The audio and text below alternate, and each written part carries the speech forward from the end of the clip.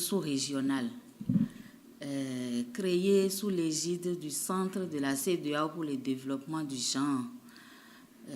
Parce que ce centre a fait un constat. Le constat, c'est que pendant les conflits, ce sont les femmes et les filles et les enfants qui sont les principales victimes. Les conflits affectent différemment les hommes et les femmes. Mais lorsque vient le moment de s'asseoir, de discuter pour chercher des solutions à ces conflits-là, les femmes sont quasiment absentes des sphères de décision. Donc, c'est ce qui a motivé l'organisation d'un atelier sous-régional à Accra en 2007, où les femmes ont réfléchi sur cette question. Et l'une des principales recommandations de ce forum est de mettre en place un réseau de femmes qui s'occupent des questions de femmes, paix et sécurité. Actuellement, son siège est à Dakar, au Sénégal. Et le RESFECO est présent dans tous les pays de la CEDEAO. L'antenne du Bénin a été installée le 16 mai 2014. Nous sommes situés à Akpakpa, en face de la station-service qui est entre l'église Sacré-Cœur et Ciné Concorde. Première rue à gauche, troisième maison, elles vont lire RESFECO Bénin. Et notre contact également, c'est le 95 56 18 08.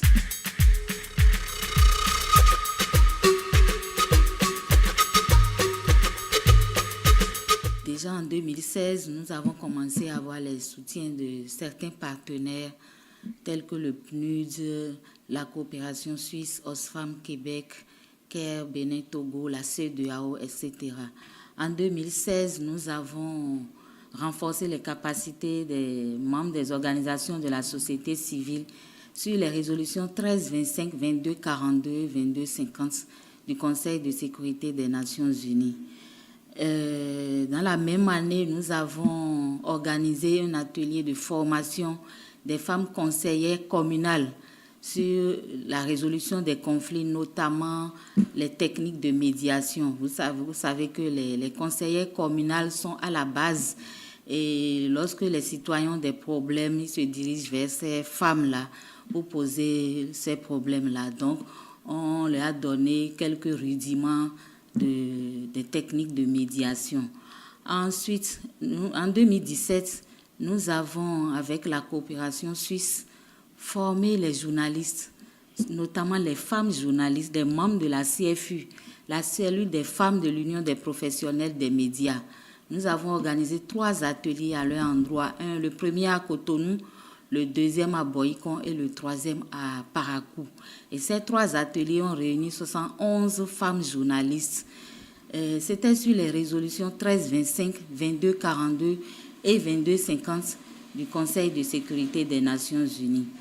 Et ensuite, il y a eu des contrats de partenariat qui ont été signés avec 12 organes de presse dans les 12 départements de notre pays.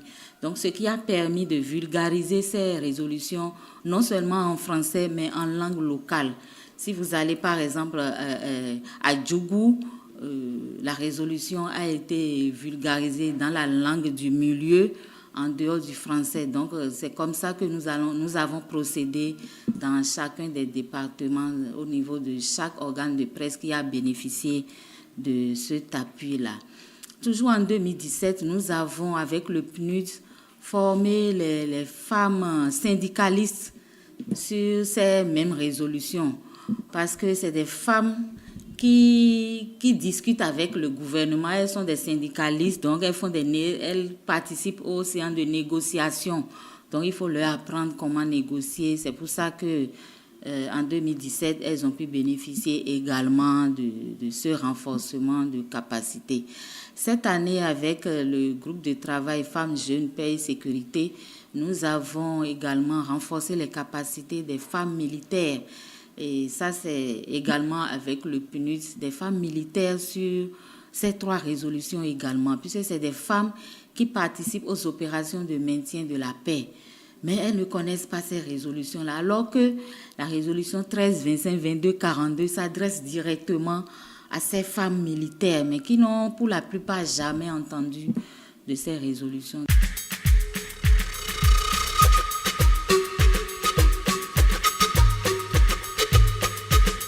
c'est la participation des femmes au processus de paix. C'est la lutte contre les violences faites aux femmes, les violences basées sur le genre. C'est la prévention des conflits et c'est également la poursuite des auteurs de violences basées sur le genre, notamment les violences sexuelles.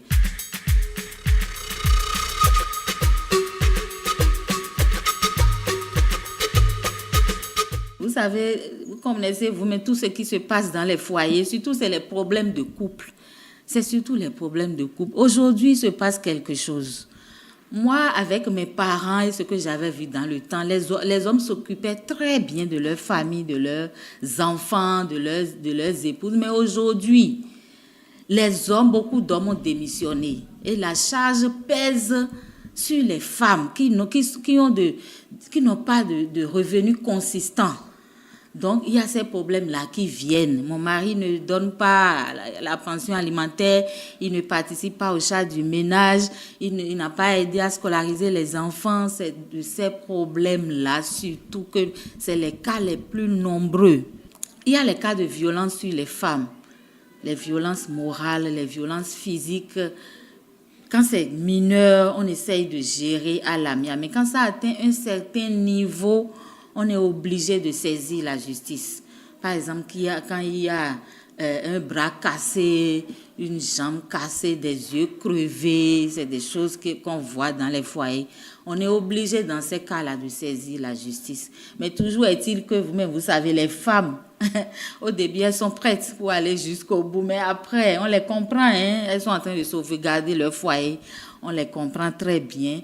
Parfois, elles ne veulent pas aller au bout de la procédure. On enclenche, mais à un moment donné, elle se dit, si je continue, mon foyer pourrait voler en éclats. Nous, on comprend tout ça. Mais quand ça atteint un certain niveau, il faut quand même saisir les structures judiciaires parce que ça nous dépasse déjà.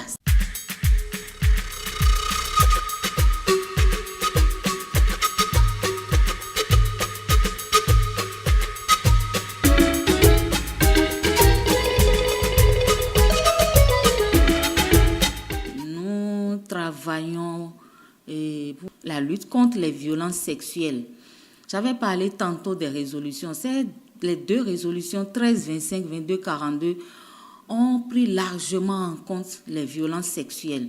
Parce que le constat aujourd'hui est que en période de conflit, les femmes sont violentées. Elles subissent des violences non seulement physiques, morales, mais également sexuelles. Et ce n'est pas que pendant les conflits. Même ici au Bénin où il n'y a pas de conflit, on assiste à des viols sur des femmes, des petites filles, et même des filles de 5 ans, de 4 ans, subissent des viols.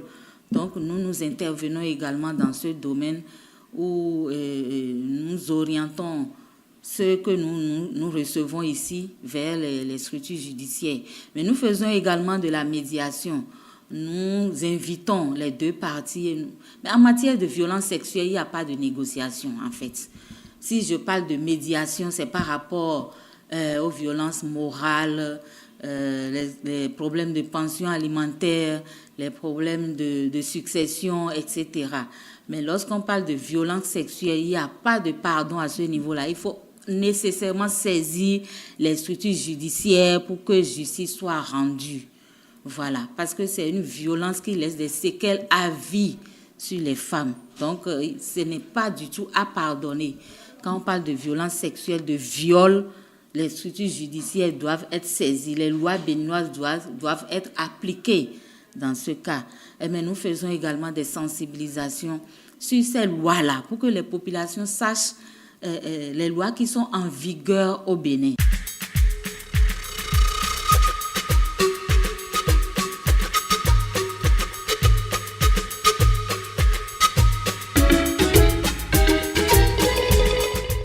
C'est qu'il faut que les lois que le Bénin s'est doté soient appliquées. Il faut que ces lois-là soient appliquées. Nous prenons des lois, nous les vulgarisons, mais elles ne sont pas suffisamment appliquées. Donc, il faut que les lois soient appliquées. Il faut que tous les acteurs nous aident à vulgariser les résolutions 13-25 qui parlent de femmes, paix et sécurité. la résolution 2242 qui parle des violences sexuelles, de l'implication des femmes dans la lutte contre le terrorisme, l'extrémisme violent, l'implication des femmes dans les actions humanitaires. Donc, je voudrais que tous les acteurs, tous les journalistes que nous avons formés, les femmes syndicalistes, les membres d'ONG, aident le RESFECO au Bénin à vulgariser ces tests. Parce que vulgariser ces tests, c'est promouvoir les droits des femmes, c'est protéger les droits des femmes.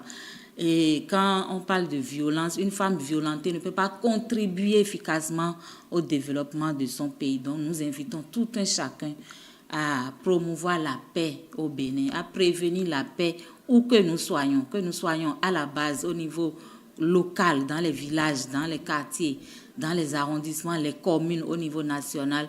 Nous invitons tout le monde vraiment à promouvoir la paix pour que le Bénin continue d'être appelé pays de paix.